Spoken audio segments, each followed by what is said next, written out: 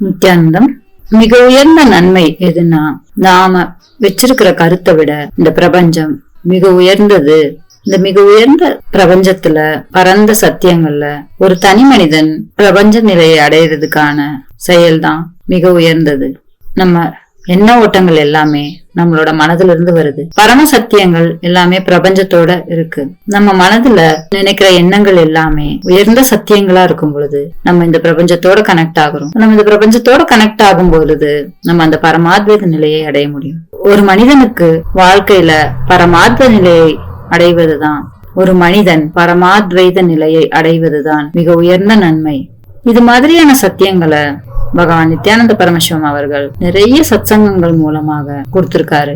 பிப்ரவரி 1ஆம் தேதி தைப்பூச நாளன்று இந்திய நேரப்படி இரவு 8 மணிக்கு சத்சங்கம் இருக்கு. அதுல எல்லாம் தவறாம கலந்துக்கோங்க. உலகம் முழுவதும் இருக்கிற எல்லா கைலாச கோவில்களிலும் சிறப்பு பூஜைகள் நடக்குது. நீங்க உங்க ஊருக்கு பக்கத்துல இருக்கிற கோயிலுக்கு போய் பூஜையில கலந்துக்கோங்க. நன்றி. நித்யானந்தம்.